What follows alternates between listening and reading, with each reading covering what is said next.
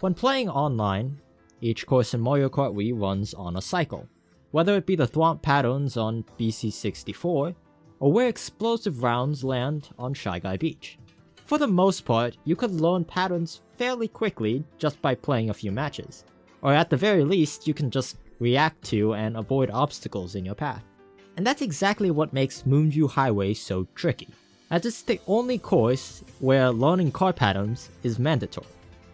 There are two general ways of going about this. You could take the time to learn where each individual vehicle is located at any given moment. Don't worry, it's not as scary as it sounds.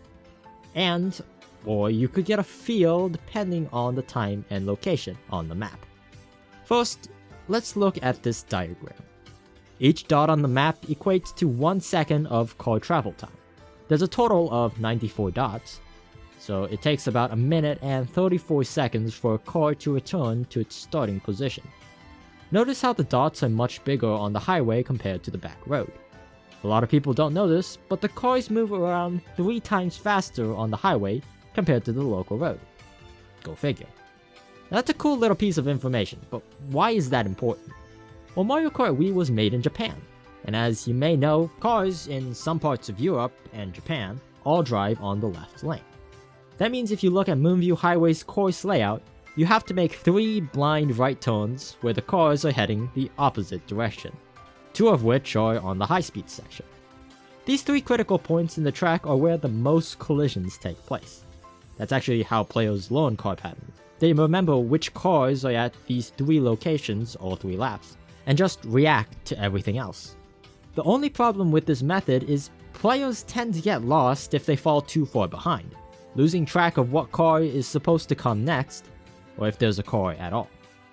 And by the way, in case you haven't figured it out by now, nobody bothers to memorize the left lane car patterns. I'll leave a chart up on the screen if you're interested from a knowledge standpoint, but there's only 2 spots on the course where you even remotely need this information, and to be honest, it's easy enough to just play around with.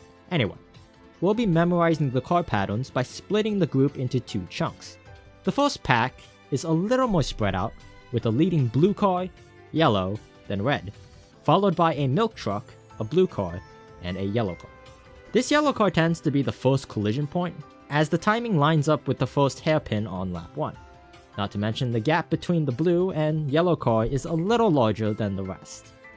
After this yellow car, there's a little bit of a break, then the second pack starts, led by the only coconut truck on the right lane, followed by a blue and yellow car, then the only factory truck on the right lane.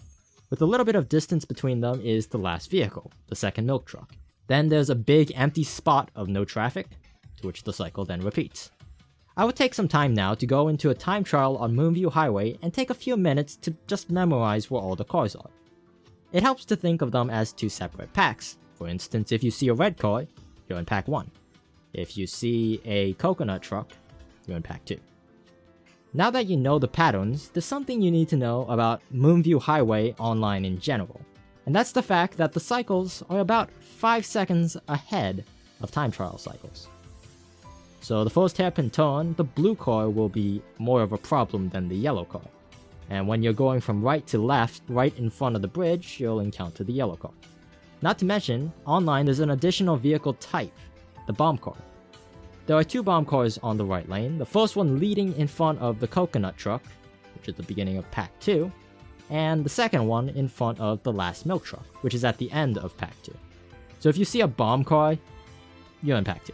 To which you could actually be a little less cautious around corners, as the second pack are a lot closer to each other than the first. Now that you know the car patterns, you can begin to map them out to where they should be on all 3 laps, in real time. And that's ultimately the goal here. You should get to the point where you aren't actively thinking about car patterns, but just know where they are. That way you can focus on actually racing.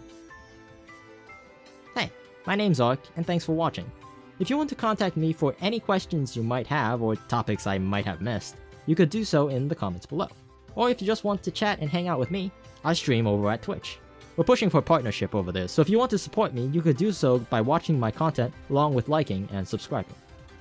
Again, thank you all so much for the support, and happy racing.